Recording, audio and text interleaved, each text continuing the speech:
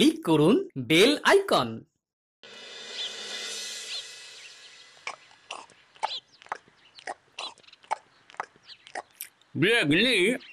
ওই মুড়ির সাথে ঝুরি ভাজার কোনো তুলনা হয় না। অনেকদিন তো ছুটি কাটালে, কালকে থেকে রাজবাড়ি যেতে হবে, খেয়াল আছে? তা আছে বই কি। এই দেখো মুড়ি শেষ, দাও দেখি আর দু মুঠো। গেল গেল গেল রে, এই কে রে কে রে? ওরে হাউই দিক খুলে দাদুর বাড়ি চলে গেছে, পালা। দাঁড়া দাঁড়া। দাদু, এতে আমাদের কোনো দোষ নেই, সবই হাউইয়ের দোষ। কি করব বলো? ওরে কালী পুজো দীপাবলি এখনো আসতে দেরি আছে, তা এর মধ্যেই তোদের বাজি পোড়ানো শুরু হয়ে গেল। এটা তো অনুশীলন করছিলাম দাদু। তোদের অনুশীলনের ঠেলা এক্ষুনি একটা বড় বিপদ হয়ে যাচ্ছিল যে। আমরা আছি তো। ভাগ এখান থেকে, যত সব পাকা পাকা কথা।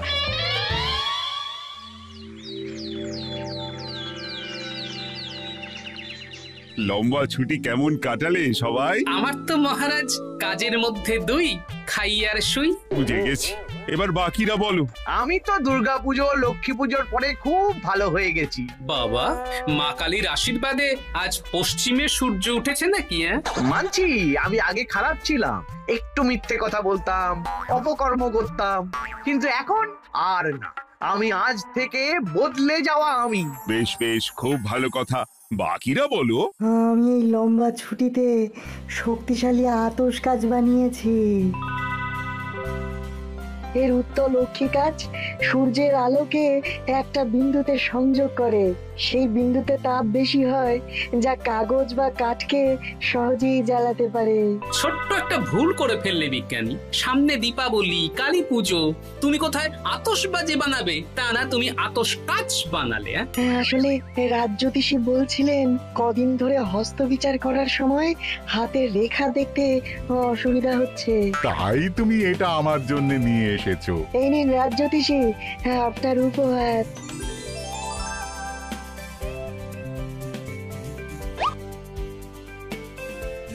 ধন্যবাদ বিজ্ঞানী। বেশ অনেকক্ষণ অন্য প্রসঙ্গে আলোচনা হলো, এবার আমরা মূল ছন্দে ফিরে আসি। কদিন পরেই তো কালী পুজো। সে তো আমরা জানি মহারাজ। তাই এবারে আমার ইচ্ছে রাজবাড়ির সকল সভাসদদের মধ্যে একটা আতশবাজির প্রতিযোগিতা হবে। কে কে নাম দিতে চাও বলো? আগুনে আমার ভয় অতি, হয় যদি কোনো ক্ষয়ক্ষতি।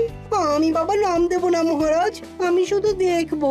বেশ, বাকি সবাইকে কিন্তু বাজি পোড়ানোর প্রতিযোগিতায় দেখতে চাই। আমি তাহলে মহারাজ পুজোর বাজার দোকান করব, মানে আপনি যদি বলেন পুরো পুজোটাই সামলে দেব। সে তো ভালো কথা, নিজে থেকে দায়িত্ব নিতে চাইছো, নাও। মহারাজ, মন্ত্রী মশাইকে একদম বিশ্বাস করবেন না।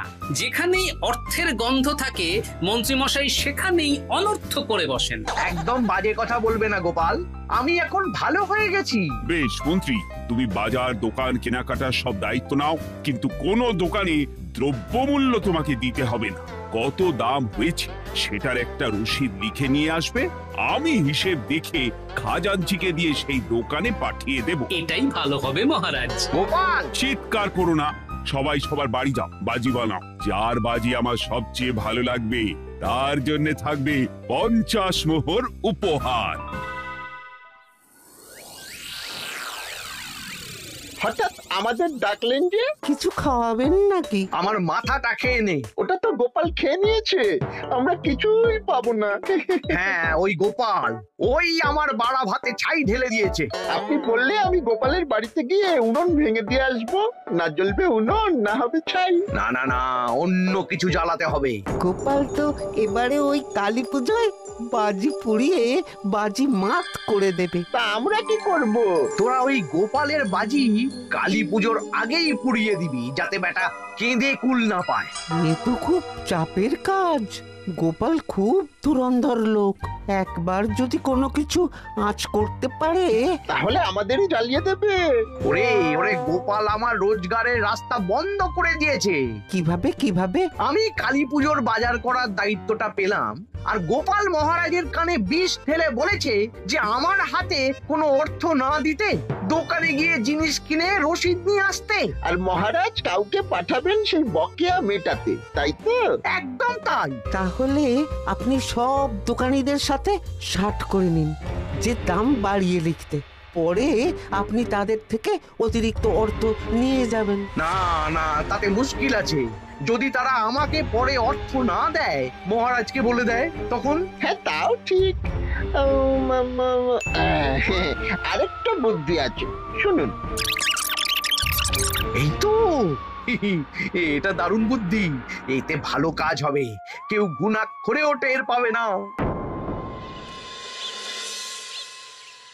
দাদু, সামনে কালী পুজো, তাই আমরা তোমার কাছে মা কালীর গল্প শুনবো। বেশ, শোন তাহলে। দেবী কালী দশ মহাবিদ্যা নামে পরিচিত 10 জন দেবী রূপের মধ্যে একজন। এই 10 জন দেবী কে কে দাদু? তারা হলেন কালী, তারা, ষোড়শী, ভুবনেশ্বরী, ভৈরবী, ছিন্নমস্তা, ধূমাবতী, বগলামুখী, মাতঙ্গী এবং কমলা। আচ্ছা দাদু, আমরা যে মা কালীকে দেখি মহাদেবের বুকের উপর পা দিয়ে দাঁড়িয়ে আছেন, সেটা কেন? একবার দেবী কালী এতই ক্রোধিত হয়েছিলেন যে তিনি যুদ্ধ করতে করতে শিবের উপরে পা রেখেছিলেন। ভগবান শিবকে মাটিতে শুয়ে থাকতে দেখে তিনি তার ভুল বুঝতে পারেন এবং শান্ত হন। আচ্ছা, এই জন্যই তিনি জীব বের করে থাকেন। হ্যাঁ, এই ঘটনাটি দেবী কালীর ধ্বংসাত্মক শক্তির রূপান্তর এবং মাতৃত্বের দিকটিকে তুলে ধরে, বুঝলি? এবারে তো তুমি রাজবাড়িতে বাজি পোড়ানোর প্রতিযোগিতায় নাম দিয়েছো। তা কি কি বাজি পোড়াবে তুমি? তুবড়ি আর রং মশাল। আমাদেরও রং মশাল বানিয়ে দিও। বেশ বেশ, দেব, কিন্তু তার জন্যে তোদের কিছু কাজ করতে হবে। কি কাজ বলো দাদু? শোন, মন্ত্রী মশাই এবারে রাজবাড়ির কালী পুজোর সমস্ত বাজার দোকানের দায়িত্ব নিয়েছেন। যদিও হাতে অর্থ পাবেন না, কিন্তু উনি যা চালাক, তাই ওনার উপর নজর রাখতে হবে, তাই তো দাদু? একদম ঠিক। ঠিক আছে, এখন আমি উঠি তাহলে। বাজি বানানোর জিনিসপত্র কিনতে হবে। ঠিক আছে, আমরাও তাহলে উঠি।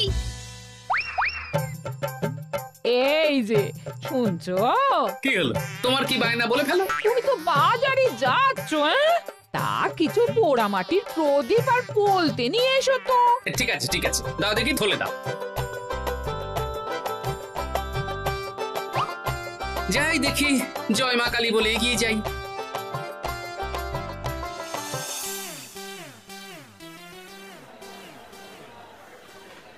শোনো, আমার কয়েকটা জিনিস লাগবে, বুঝলে? কি কি লাগবে বলো? ওই লৌহ চূর্ণ, গন্ধক, সোরা, মাটির হাঁড়িগুলো তো মৃৎশিল্পী ভাইয়ের কাছ থেকে পেয়ে যাব।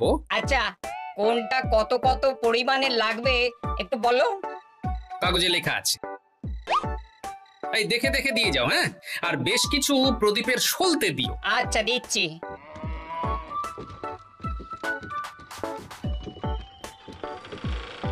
এই যে ভাইয়া, এনে ফর্দ দেখ, দেখে সব জিনিস দিয়ে দে। তা আপনার বাড়িতে কোনো অনুষ্ঠান আছে নাকি? তোকে আম খেতে বলেছি, আম খা, আঁটি গুনিস না। একদম 1 নম্বর জিনিস চাই, রাজবাড়ির কালী পুজোর জন্য যাবে। আচ্ছা, তাহলে আমি রাজবাড়িতে পৌঁছে দেব। অত উপকার করতে হবে না, মাল বওয়ার জন্য আমার 2 জন পালোয়ান আছে, গরুর গাড়ি আছে, ওরাই নিয়ে যাবে।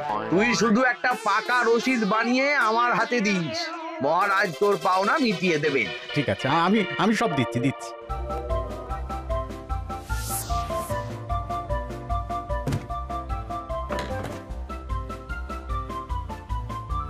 মন্ত্রী মশাই, রাজবাড়ির কেনাকাটা চলছে বুঝি? হ্যাঁ, রাস্তা ছাড়ো, তোমার সাথে বেশি কথা বলতে চাই না।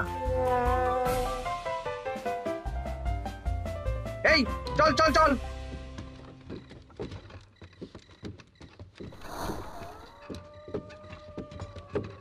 এই মন্ত্রী মশাইয়ের কেনাকাটা হয়ে গেল। কিন্তু রাজবাড়ির রাস্তা তো বাঁদিকে, তা মন্ত্রী মশাই ডান দিকে গেলেন কেন? ডান দিকে তো ওনার নিজের বাড়ি। চল চল, নজর রাখি, দৌড় লাগা। এ বটা ঘটা, কিছুক্ষণ পর নগেন আসবে, ও সব নিয়ে যাবে। ওই তো একটা লোক এসেছে। ওর নামই নগেন। ওর পাশের রাজ্যে একটা পাইকারি মুদিখানার দোকান আছে। মন্ত্রী মশাই আপনার কথা মতন ওই 14 কেজি আতপ চালের ওপরে 1 কেজি গোবিন্দভোগ চাল, ওই কমা মুগ ডাল নিয়ে এসেছি। এবার শুধু বস্তা অদল বদল করে ফেলো আর আমার পাওনা অর্থ দিয়ে দাও। নিশ্চয়ই নিশ্চয়ই।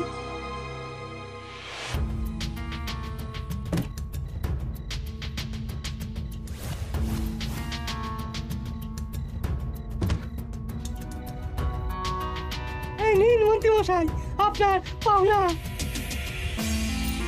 কালকে সকালে তোমাদের রাজ্যের যে দশকর্মার দোকানদার আছে না, কি জানো নাম? আরে তোমার দোকানের থেকে 3-4টে দোকান পরেই যে বসে। পরান পরান। হ্যাঁ পরান, ওকে পাঠিয়ে দিও কেমন? এই নাও ফর্দ। ফর্দ দেখে কম দামের জিনিসটা নিয়ে আসতে বলবে। চল চল বটা ঘটা, এবার রাজবাড়িতে যেতে হবে। চলুন।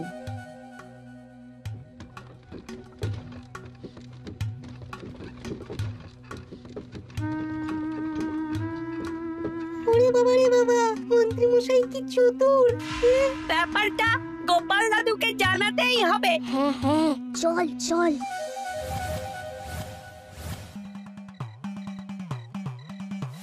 গিন্নি, নাও তোমার জন্য প্রদীপ সলতে এনে দিয়েছি। উদ্ধার করেছো? এবার শান্তি।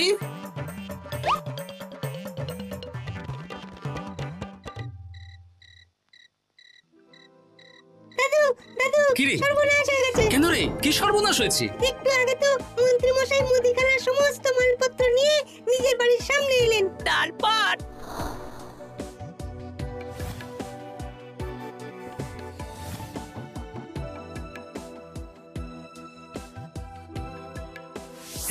পুলিশ কি রে? আমিও ঠিক সময়ে মন্ত্রীর পর্দা ফাঁস করব। এখন তাহলে আমাদের ঠিক খাবার খাও। কি খাবি বল? ভোলা মায়ের দোকানের সরপুরিয়া। বেশ, চল তাহলে। সব মুদিখানা রাজবাড়ির ভাড়ার ঘরে ঢুকিয়ে দিয়েছি। এই নিন মুদিখানার হিসেবে রসিদ। তোমার উপরে ধকল যাচ্ছে বলো?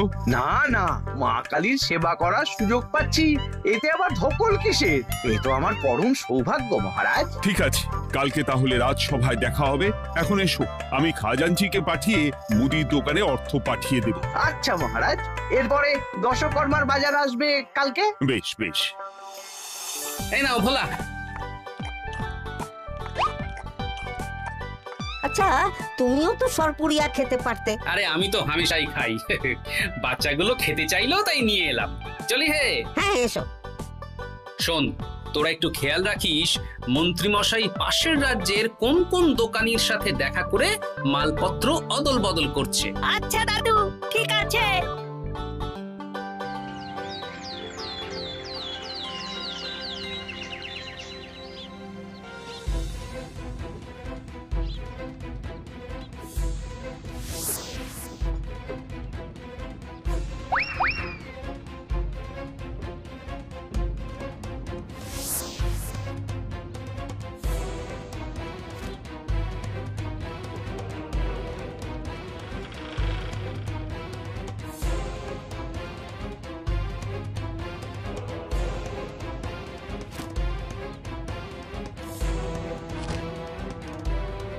তাহলে পরাণ, সব হিসেব বুঝে নিলে, এবার দাও আমার প্রাপ্য। এই নিন। আচ্ছা, এই ব্যাপার।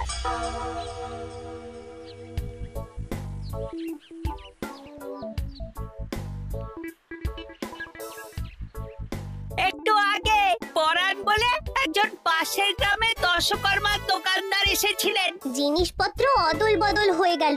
এখন গতকালের মতন মন্ত্রী মশাই নিশ্চয়ই রাজবাড়িতে যাচ্ছেন। আচ্ছা, এই ব্যাপার।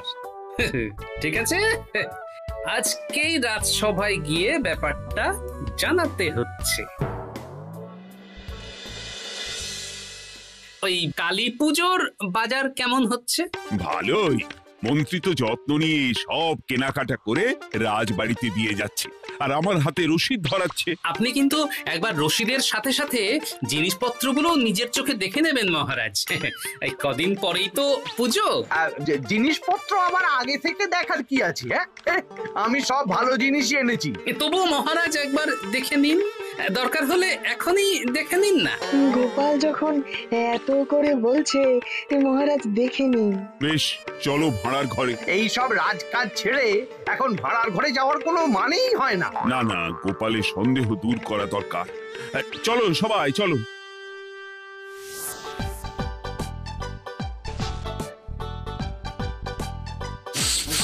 বাহ, বেশ ভালো গন্ধ। একটু ভালো করে চালে হাত ঢুকিয়ে দেখুন মহারাজ। আরে বললো তো ভালো গন্ধ, আবার ভালো করে কি দেখবে? না, কোনো গন্ধই তো নেই। ওপরে গোবিন্দ ভোগ আর ভিতরে আতপ চাল। বাকি জিনিসগুলো দেখুন না মহারাজ। কি, উপরে সোনা মুগ ডাল আর ভিতরে সাধারণ মুগ ডাল? তাহলে নিশ্চয়ই দোকানদার আমাকে ঠকিয়েছে, বুঝলেন মহারাজ? কি মন্ত্রী, তুমি একটু দেখে শুনে আনবে না? সেনাপতি, তুমি এক্ষুনি এই মুদিখানা দোকানদারকে গিয়ে ধরো। দশকর্মার জিনিসগুলো একটু না হয় দেখে নিন। কি, তীর কাঠি তো 4টে লাগবে, 3টে কেন? আর সুপুরির কি অবস্থা? পোকা ধরে গেছে। সব জিনিস দিয়ে পুজো হবে না? এই আমি কিচ্ছু জানি না মহারাজ, আমাকে তাহলে দশকর্মার দোকানিও ঠকিয়েছে। না না না, তোমাকে আর দায়িত্ব নিতে হবে না। গোপাল, বাকি পুজোর বাজারের দায়িত্ব তোমার। আচ্ছা মহারাজ। মহারাজ, আমি তাহলে দোকানে গিয়ে কথা বলছি। হ্যাঁ হ্যাঁ হ্যাঁ, সব জিনিসপত্র নিয়ে চলে যাও। আচ্ছা মন্ত্রী, তুমিও সাথে যাও।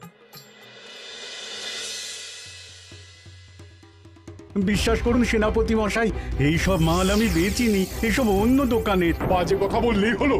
রসিদ তো তোমার দোকানে। আমার দোকানের কিন্তু জিনিসগুলো নয়। আমি পুজোর দিনই সেরকম কেন দেব? মা কালী আমাকে ক্ষমা করবেন না। তাহলে এই মালপত্র কোথা থেকে এলো? সেসব তো আমি জানি না। বাজে কথা বললেই হলো? এগুলো ফেরত নে। এগুলো তো আমি দিইনি। ফেরত? গোপাল পুরো রোজগারটা বন্ধ করে দিল। আপনি এগুলো কার কাছ থেকে নিয়েছেন সেটা কি গোপাল জানতে পেরেছে?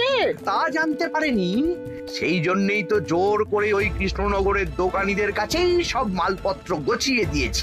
গোপাল দাদাকে একটা শিক্ষা দেওয়া দরকার। ও বেটা কালী পুজোর দিন বাজি পোড়াবে বলে খুব তোড়জোড় শুরু করেছে দেখলাম। শোন, তোরা এক কাজ কর। দারুণ বুদ্ধি।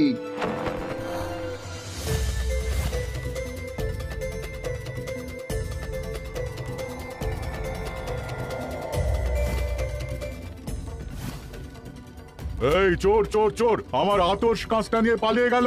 চোর চোর!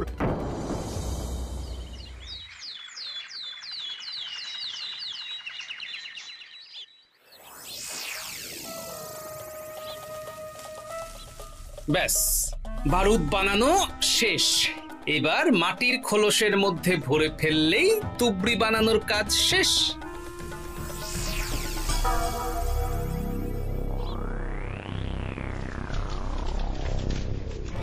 চলে গেল চলে গেল, চা সব বারুদ চলে গেল। হায় হায় হায় হায়, কি হলো রে বাবা? একে বারুদ কিভাবে জ্বললো? এখানে তো আগুন নেই। সেটাই তো বুঝতে পারছি না, কত বড় সর্বনাশ হয়ে গেল গো। সর্বনাশ তো হবেই গোপাল। তুমি মহারাজের কাছে আমার নামে নালিশ ঠুকেছো, আর ভগবান তার শিক্ষা দিয়েছে। কি বটা, তোর হাতে আতশ কাজ কি করে এলো? তার মানে তোরা আতশ কাজ দিয়ে কিচ্ছু প্রমাণ করতে পারবে না গোপাল। বেশ, মা কালী আছেন, ঠিক সময়ে ঠিক জিনিস প্রমাণ করব।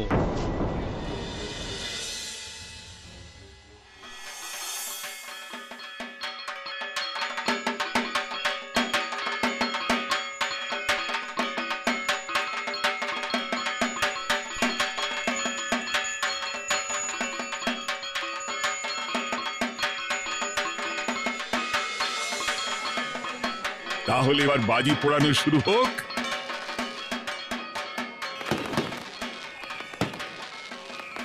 বাহ বাহ, কই গোপাল, এবার তুমি এসো। মহারাজ, আজকে যে বাজিটা ধরাবো সেটার নাম ধরি বাজি। ধরি বাজি? সেটা কিরকম?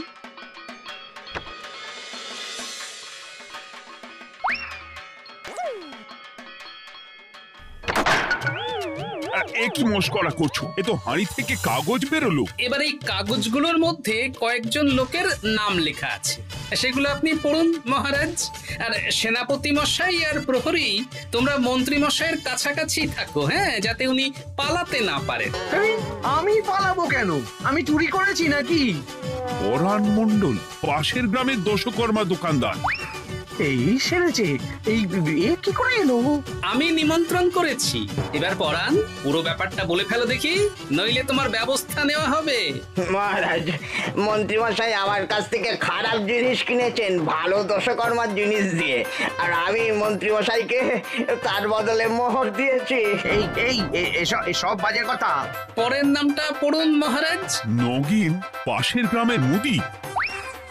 মহারাজ, এই মন্ত্রী মশাই আমার কাছ থেকে ওই চাল ডাল সব পুজোর মুদিখানার জিনিস কিনেছেন। ওই গোবিন্দভোগ চাল বেচে আতপ চাল কিনেছেন। এই সবের বদলে আমি মন্ত্রী মশাইকে মোহর দিয়েছি মহারাজ। মন্ত্রী, তার মানে তুমি এসবের পিছনে দায়ী আর ভালো মানুষ সাজার অভিনয় করছিলে? আমি কিচ্ছু জানি না মহারাজ, বিশ্বাস করুন। চুপ! আরো আছে, রাজ্যোতিষীর আতস কাজ মন্ত্রীমশাই বটা ঘটাকে দিয়ে চুরি করিয়েছেন, এবং সেই আতস কাজ দিয়েই আমার বানানো বারুদ বটা ঘটা জ্বালিয়ে দিয়েছে। সেটা অবশ্য আমি এখন প্রমাণ করতে পারবো না। আর প্রমাণ করতে হবে না। সেনাপতি, মন্ত্রীকে এক্ষুনি কারাগারে ভরো। ক্ষমা করে দিন, ক্ষমা করে দিন।